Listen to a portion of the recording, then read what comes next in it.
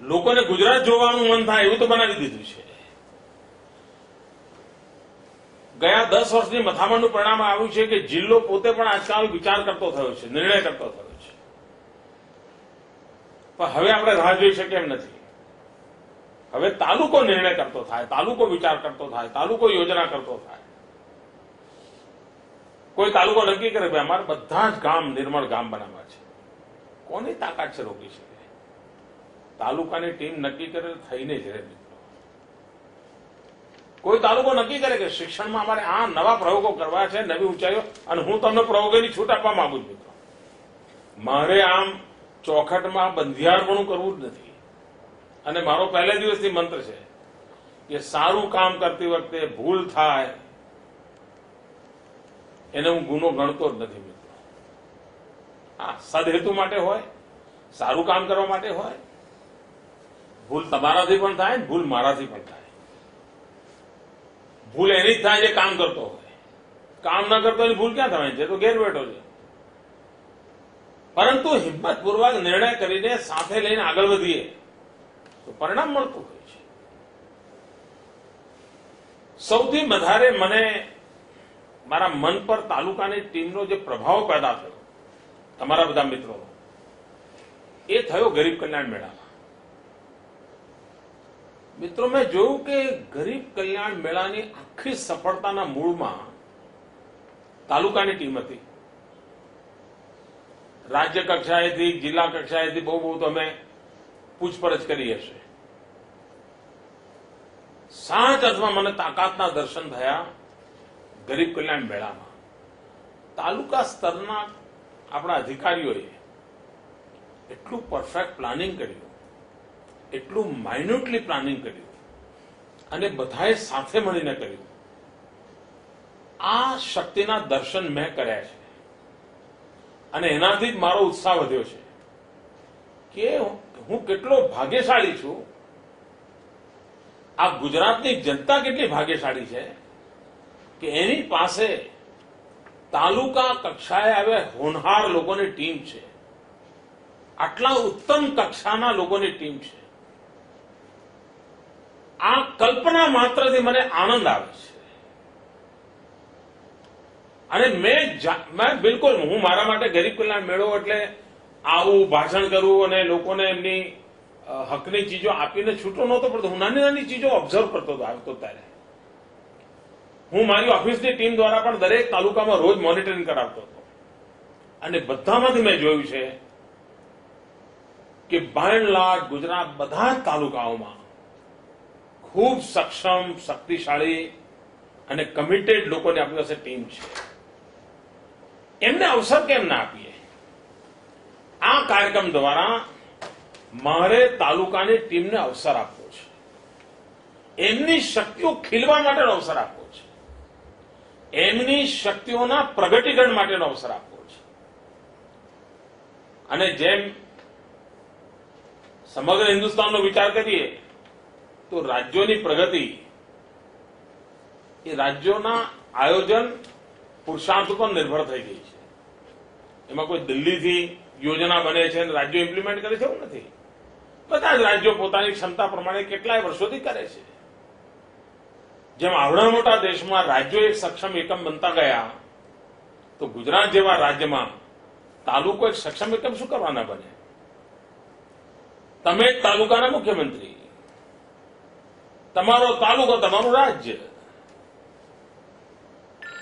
અને ગાંધીનગર કરતા પણ આગળ કેમ ના નીકળી જઈએ આપણે? રાજ્ય સરકારને પણ ગૌરવપૂર્વક જોવા પણ કરે, વાહ અમે તો વિચાર્યું નહોતું, તાલુકાએ આવું કામ કર્યું. ચાલો ભાઈ, મારા બધા મંત્રીઓ આપણે જઈશું, જોઈ આવીએ કેવું કામ કર્યું છે. મને આ દિવસો જોવા છે. ગાંધીનગરમાં બેઠેલી સરકારને તાલુકામાંથી શીખવાનું મન થાય એવો તાલુકો બની શકે એટલું પોટેન્શિયલ તાલુકામાં પડ્યું છે. અને માત્ર નિર્ધારિત કરેલી યોજનાઓનું અમલીકરણ એવું નહીં, નિશ્ચિત દિશામાં તાલુકાનો વિકાસ, સમયબદ્ધ વિકાસ, વિકાસના સુફળ છેવાડાના માનવી સુધી પહોંચવા જોઈએ. કારણ કોઈ પણ યોજનામાં અઘરામાં અઘરું કામ લાસ્ટ કિલોમીટરનું હોય છે. લાભાર્થી અને યોજના વચ્ચેનો જે છેલ્લો 1 કિલોમીટરનો અંતર છે એ સૌથી અઘરામાં અઘરું હોય છે. અને અઘરામાં અઘરું કામ આપ રોજ કરો છો અને સહજતાથી કરો છો.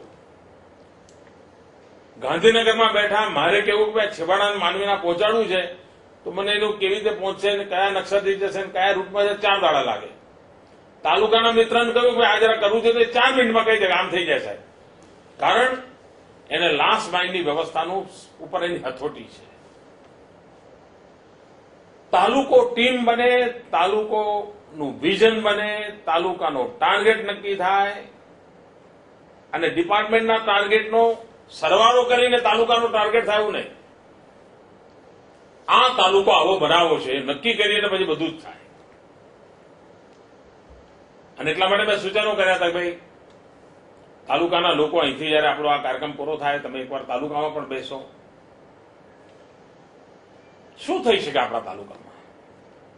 અને માત્ર ઉણપોના બોજમાં જીવવાની જરૂર નથી. હશે આપણી ઘણી ઉણપો હશે.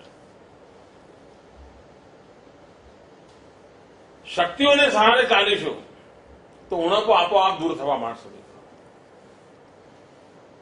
અને ગુજરાત એવું રાજ્ય છે કે જે ધારે એક તાલુકામાં અઠવાડિયામાં એક સારું કામ કરે ને ઉત્તમ કામ એક કરે. આપ વિચાર કરો રાજ્યની અંદર દર મહિને 1000 કરતા વધારે ઉત્તમ તાલુકા કક્ષાએ કામો થઈ ગયા. પછી તો રાજ્ય ક્યાં પહોંચે મિત્રો? અને નિશ્ચિત છે કે આજે આપણે ભલે સરકારમાં હોઈએ પણ આપણે આ ગુજરાતના નાગરિક છીએ. આ ગુજરાતની જે કંઈ પ્રગતિ થવાની છે એનો સીધો લાભ આપણા સંતાનોને મળવાનો છે. સારું શિક્ષણ હશે તેનો લાભાર્થી આપણું પણ સંતાન છે. સારી આરોગ્યની સેવા હશે તેનો લાભાર્થી આપણી પણ વૃદ્ધ માતા છે. સારી બસની વ્યવસ્થા હશે તેનું લાભાર્થી આપણા કુટુંબીજનો પણ છે. અને તેથી આપણે માત્ર સરકારની અંદર વ્યવસ્થામાં બેઠેલા કર્મયોગી છે એવું નહીં. આપણે આ મહાગુજરાતી મહાજાતિ એના અંશ પણ છીએ. આ ભારત માતા મહાન બને એ આ દેશના 121 કરોડની જવાબદારી છે. 121 કરોડમાં હું પણ છું. આ સ્પિરિટ આપણને આપણી ટેબલ ખુરશીની મર્યાદાઓથી ફાઇલની મર્યાદાઓથી ઉપર ઉઠાવે છે. એ સ્પિરિટ પેદા કરવાનો પ્રયાસ એ આ તાલુકા સરકારના માધ્યમથી થઈ શકે. મેં હમણાં એક સૂચન કર્યું છે જેમ ગરીબ કલ્યાણ મેળાની સફળતાએ આપણને તાલુકા ટીમની શક્તિનો અહેસાસ કરાયો. આવનારા દિવસોમાં કન્યા કેળવણી ક્ષેત્રે અદભુત સિદ્ધિ કેમ ન મળે તાલુકા કક્ષાએ? ચાહે રમકડા એકત્ર કરવાનો કાર્યક્રમ હોય, ગ્રંથદાનનો કાર્યક્રમ હોય, શાળામાં બાળકોને ભરતી કરવાનો કાર્યક્રમ હોય, ભરતીના કાર્યક્રમની અંદર યોગ નિદર્શનનો કાર્યક્રમ હોય, જે કંઈ નાની નાની યોજના હોય, પણ સમગ્ર તાલુકાની ટીમ જૂન મહિનો એટલે જાણે આમ આખી સરકારને શિક્ષણનું ઘેલું લાગ્યું હોય. તમે જો આપણે બધા ખેડૂત ના હોઈએ તો એમ છતાંય વરસાદની પ્રતીક્ષા કરતા હોઈએ છીએ. આપણી પાસે 1 ઇંચ જમીન ના હોય, વરસાદ આવે તો આપણું કઈ ઉગવાનું ના હોય, અને વરસાદ ના આવે તો આપણી બેંકમાંથી રૂપિયો કે ઓછો ન થવાનો હોય, છતાંય વરસાદની પ્રતીક્ષા આપણને ખૂબ હોય છે. વરસાદ આવે એનો આપણને પણ આનંદ હોય છે. સારો વરસાદ થયો એના ઉમંગમાં આપણે પણ ભાગીદાર હોય. ખેડૂત ન હોવા છતાં હોય છે. કેમ? એ જે સ્પિરિટ છે ને એ સ્પિરિટ તાલુકા સરકારમાં તાલુકામાં બેઠેલા દરેકમાં લાવી શકાય કે ભાઈ ભલે આ ડિપાર્ટમેન્ટ મારો હોય કે ના હોય, પરંતુ મારા તાલુકાની પ્રગતિ એ મારા આનંદનો વિષય છે. જેમ સારા વરસાદનો આનંદ પ્રત્યેક પશુ પંખી નાગરિક બધાને હોય છે, એમ પ્રગતિ અને વિકાસનો આનંદ પ્રત્યેક એના અંગભૂત ઘટકને હોય. આ વાતાવરણ આપણે નિર્માણ કરવું છે અને આ વાતાવરણ મિત્રો નિર્માણ થઈ શકે એમ છે. આ વખતે કૃષિ મહોત્સવમાં એ દિશામાં મેં કંઈક કરવા માટે વિનંતી કરી હતી. હજુ પૂરી માહિતી મારી પાસે પહોંચી નથી. જ્યારે પહોંચશે ત્યારે જરૂર એનું પણ વિશ્લેષણ કરીશ. એવું થઈ શકે કે જિલ્લા પંચાયતની આખી ટીમ, જિલ્લા પંચાયતના અધ્યક્ષ, કારોબારી સમિતિના અધ્યક્ષ, જિલ્લા પંચાયતના સદસ્યો તાલુકામાં જાય. તાલુકાના ચૂંટાયેલા લોકો હોય, તાલુકાનું વહીવટી તંત્ર હોય અને બધા સરપંચોને ભેગા કરી અને એમની સાથે એ તાલુકાના વિકાસની વાતો કરી. અડધો દાડો એવો પણ રાખીએ કે એમના રોજબરોજના પ્રશ્નોનું નિરાકરણ પણ કરીએ. આપણો તાલુકો કેવો હોય, જિલ્લાની ટીમની હાજરીમાં, જિલ્લાના અધિકારીઓની હાજરીમાં, તાલુકાની ટીમની હાજરીમાં, તાલુકાના અધિકારીઓની હાજરીમાં તલાટી, ગ્રામ સેવક, સરપંચ, ગામનો શિક્ષક, કેમ સરસ મજાની એક ડિબેટ બીજી ન કરી શકીએ. આપ જો વાત ધીરે ધીરે ધીરે પર્કોલેટ કરી શકાશે. એ જ રીતે તાલુકાની અંદર અનેક આગેવાનો હોય છે. સામાજિક ક્ષેત્રે કામ કરતા હોય છે, શૈક્ષણિક ક્ષેત્રે કામ કરતા હોય છે, સાંસ્કૃતિક ક્ષેત્રે કામ કરતા હોય છે, વ્યાપારિક ક્ષેત્રે કામ કરતા હોય છે, પ્રગતિશીલ ખેડૂતો હોય છે, સમાજ સુધારકો હોય છે. દરેક તાલુકામાં 5-50 તો આવા લોકો હોય છે. કોઈ વાર એમનો સેમિનાર કરી શકાય તાલુકાનો. આપણો તાલુકો 2014માં 2015માં કેવો હોવો જોઈએ, શું લાગે છે? ઘણી વાર શું હોય છે, વિકાસ એટલે સિમેન્ટ કોન્ક્રીટના કામો. ના, એવું નથી. મારે સિમેન્ટ કોન્ક્રીટના કામો કે રોડના કામો, આ બધા માળખાગત સુવિધાઓ એટલે જ વિકાસ એવો મત નથી. મારે તો ક્વોલિટી ઓફ લાઈફમાં ચેન્જ લાવવો છે, સામાન્ય માણસની જિંદગીમાં ચેન્જ લાવવો છે. હમણાં મેં એક દિવસ એક ટીવી પર એક કાર્યક્રમ જોયો. સુરેન્દ્રનગર જિલ્લાની અંદર કોઈ એક કંડક્ટર ડ્રાઈવર છે એક બસમાં, મુસ્લિમ ભાઈ છે. એ ઉનાળામાં પોતાના ખર્ચે બસમાં પાણીની ઠંડી બોટલો રાખે છે અને અમદાવાદ સુધી એ ટ્રાવેલ કરે છે અને બધા પેસેન્જરોને પાણી પોતે પાય છે. હવે આ કઈ એની નોકરીનો ભાગ છે? નથી. એ આ કરે તો જેને પગાર મળે છે એવું છે? નથી. પરંતુ એ જયારે આ કામ કરે છે ત્યારે મેં એનો સંતોષ જોયો, એનો જે આનંદ જોયો.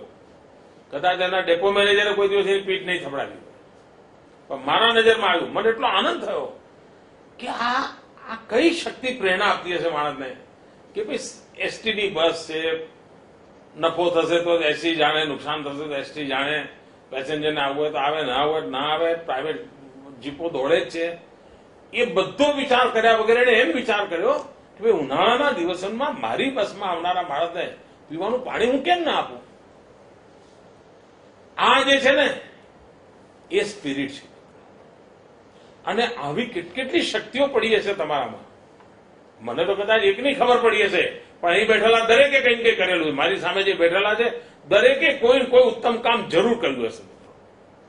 કદાચ એના પડોશીને ખબર નહીં હોય, બાજુની ખુરશી પર બેઠેલા મિત્રને ખબર નહીં હોય, કોઈ ઉત્તમ કામ કર્યું હશે. મારે આ ઉત્તમ કામોનો સરવાળો કરવો છે, સારા કામોનો સરવાળો કરવો છે. અને એકવાર તમે સારા કામોનો સરવાળો કરો ને એટલે સારાપણાનું વાતાવરણ આપોઆપ ફેલાવા માંડતું હોય છે, આપોઆપ ફેલાવા માંડતું હોય છે. અગરબત્તી સળગાવો એટલે મિત્રો એની સુગંધ પ્રસરવા માંડે જ. આ તાલુકાની અંદર આ અગરબત્તી પ્રગટાવવાનું કામ આપણો તાલુકો વાયબ્રન્ટ તાલુકા દ્વારા શક્ય બને. આવા સમાજના 5-25 લોકોને ભેગા કરીએ. અહીંયા તમે આજે અલગ અલગ વિષયો પર ચર્ચા કરવાના છો. એવા જ વિષયોની ચર્ચા એમની જોડે કરાય. જરા કહો ભાઈ શું થઈ શકે, તમે એમાં પ્રજા કેવી રીતે જોડી શકીએ, આપણે પ્રજાને કેવી રીતે સાથે રાખી શકાય.